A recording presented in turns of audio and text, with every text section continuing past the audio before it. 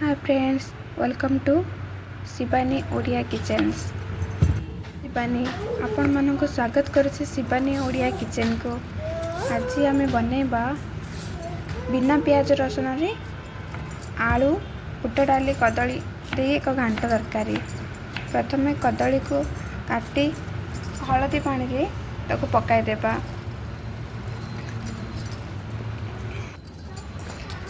यहाँ पर पनीपरिया भितर नेबा आम सारू आलू बैगण टमाटो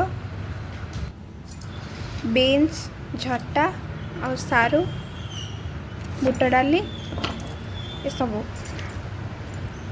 बैगण को मध्य भल भाव में काटी धोई नबा। यहाँ प्रेशर कुकर दे से आम देवा गोटे बड़ चामच घी तापर सोरिष जीरा सब टिके फुटिला परे से आम आगुरी बतुराई रखि बुट डाली देदेबा। बुट डाली के टिके समय भाजी नेबा।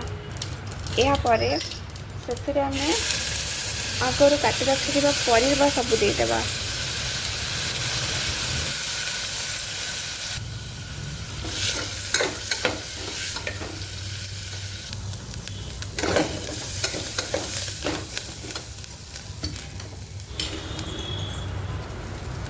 प्रथम आम कदली पकाइबा।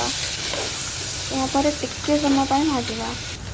तापर आम सारू आलू झटा बीन्स सब तक परिबा पकाइदेवा। से परिबा को मध्य टिके समय संतुली सारा पर से आम आगुरी काटी रखिथिबा टमाटो को दबा। यहाँ पर सब भल भाव आ टिके समय संतुली से आम दबा लुण हलदी गुंड आउ लंका गुंड जीरा गुंड आउ होममेड गरम मसला। कहीं ए तरकारी ना हमें पूजा पर्व दिन में बनैबा से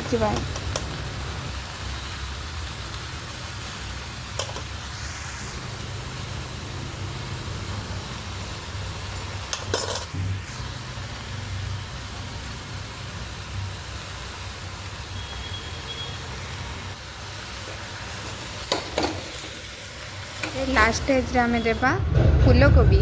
फूलकोबी को भल भाव में धोई से दबा। यहाँ पर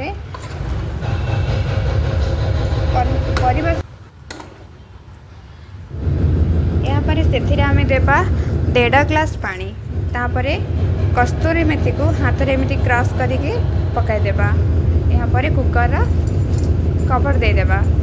तापर ना हाई फ्लेम रे गोटे सीटी और लो फ्लेम रे गोटे सीटी आसवा पर्यंत यहाँ को कुक करवा।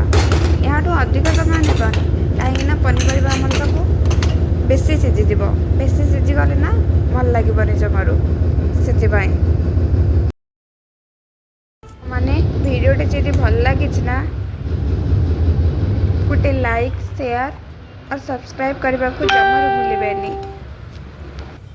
देखो यही तरकारी ना आम सोमवार संक्रांति और एमती थे बनातु। तापर कमेंट सेक्शन रे मते आपणक मतामत जनातु केमिति लागिला।